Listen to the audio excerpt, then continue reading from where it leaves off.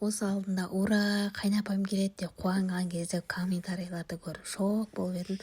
Адам қайнапасы келгенде қуана ма деп. Қалай қуанбайсың қыздар? Келсе тек алып ұшып осы ыдыстар жуып кетеді ғой.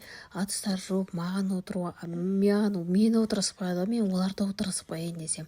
Бір ыдыс жуып бастасам тоқтай алмаймын деп бүткіл ыдыс жуып тастайды ғой. Мен мына жерде айтып отырмын ғой. Осы кезде қалай қуанбайсың, иә, айтыңдаршы. Маған Алла осы екі қайнапамды бере салған ғой. Бере салғанда да бере салған. Алланың көзі өзі оңынан шығармағанда. Келсе мен олардың жағдайын жасайын ба десем, келіп олар менің жағдайымды жасап кетеді ғой. Бізде әлі той, берсе Алла қаласа ертең үлкен тойымыз болады.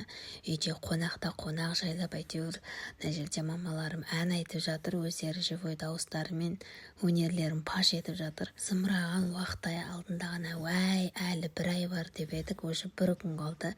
Берсе ертең үлкен тойымыз, енді Алла абыроймен өткізуді жазсын.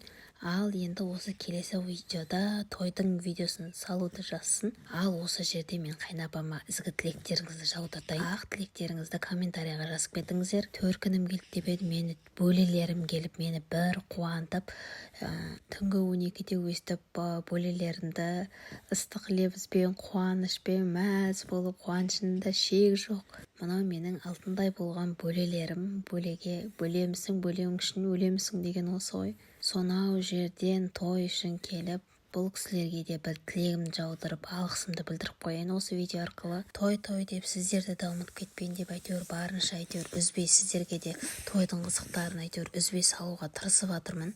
Тек енді келесі видеоны шығу үшін енді сіздердің тек қолдауларыңыз ғана қажет. Маған лайк басып отырыңыздар, пікірлеріңізді жазып кетіңіздер, ақ тілектеріңізді жазып кетіңіздер, және де менің қайнапама деген ыстық лебіздеріңізді жазып кетіңіздер. Алдында төркіннен келген кезде бізді ұмытып кетпе дегенсің құрсын, сіздерді де ұмытпайын, сіздер де менің де бір алтындай болған тумамдай болып кеттіңіздер ғой деп. Осы видеоны жазып отқаныма сағат 4 болса да, таңғы 4 болса да сіздерді ұмытпау үшін әйтеуір осы видеоны түсіріп сіздерге запистап отқан еңбегімді бағалап кетіңіздер.